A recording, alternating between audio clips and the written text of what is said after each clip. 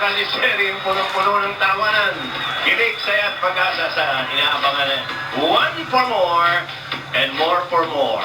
Okay. Hey. 24 na silya na katumbas sa mga plastic na basura na ipon natin sa Plastic Human Project para nakita natin yan para maipadala sa eskwelahan na nangangailangan. Maraming salamat, mga kalasa. Okay. Kamustahin na natin ang mga kaganapan sa Barangay 220, So 20, Tondo, Manila. Pasok! Ay! Ala! Ay! Ay! Siya, oh! Itinidora! Tumitira na! People vibe, everybody in the car, so come on and ride to the liquor store. Itinidora! But I really don't know. Aba, social na inaakatan mo ah.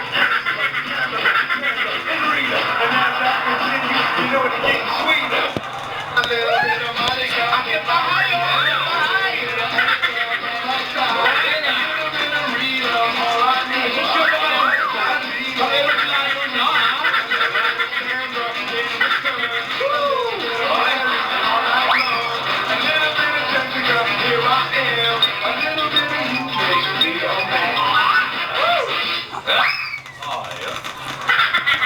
Wala lang, para wala nangyari. Sabay suplada.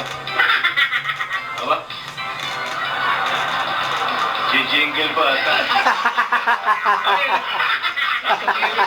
Ay, sorry. Nakalimutan ko. Pero ang saya. Andito kami ngayon sa Barangay 220, so 20 Tondo, Manila. At kasama pa rin natin ang Lapasita Biscuit, suwak na suwak, pambahon araw-araw. Itinidora, anong kalye yan? Ay, ito po ay kalye ng Santa Cruz, Cavite Street. Malapit pa yun sa tinira mo? Malayo, bossing. Malayo. Dito yan sa kabilang side na papuntang Blumentritt. So, kamusta naman ang buhay-buhay? Ay, ang ganda ng buhay-buhay dito at ang mga tao, ayaw nilang lumabas ng bahay. Wala. Talaga? Walang katao-tao sa kalye. Walang katao-tao. Pansin nga natin eh. Boring.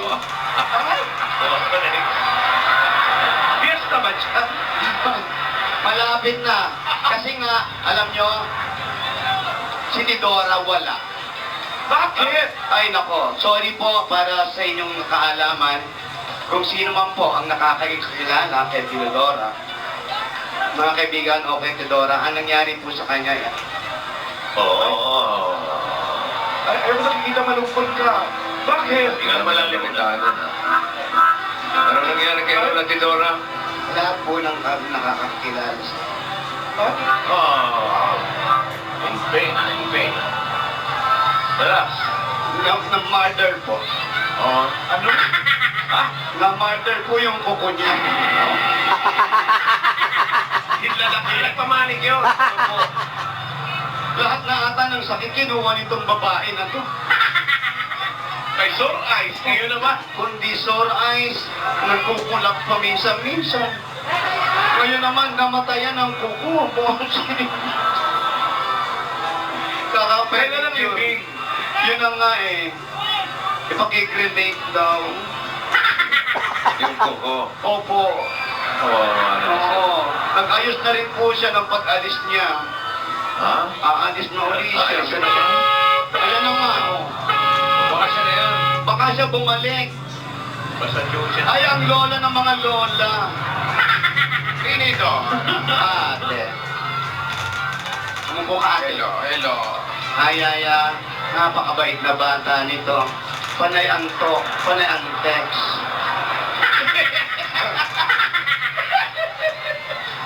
Kamusta ka na, Yaya? Akala ko totoo na yung halikan mo.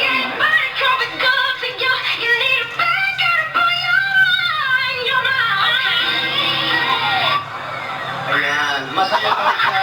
Masaya siya kasi medyo lumalakas na raw si Lola. Tama. Di ba, Yaya? Yung tinima na yung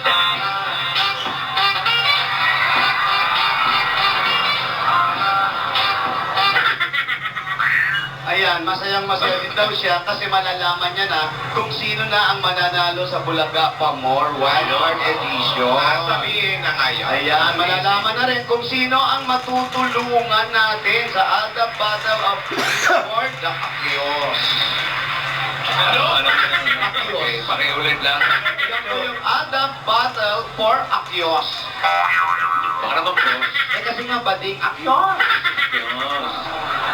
Malalaman na natin yan. Di ba, Yaya?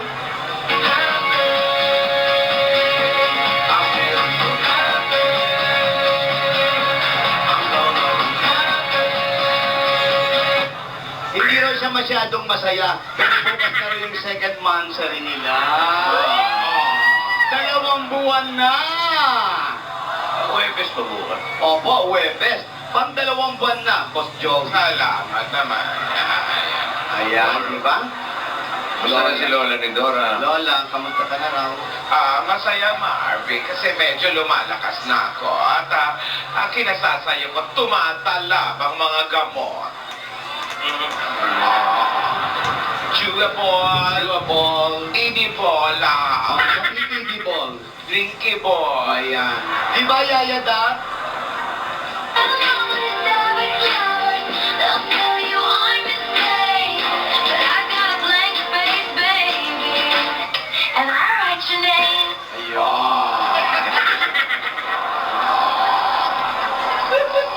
daw? Masaya daw siya talaga. Puro masaya lang yung basa mo, Kasi hindi man lumulungkot. Wala naman nakalagay kasi. Wala ba? Kanya-kanya lang.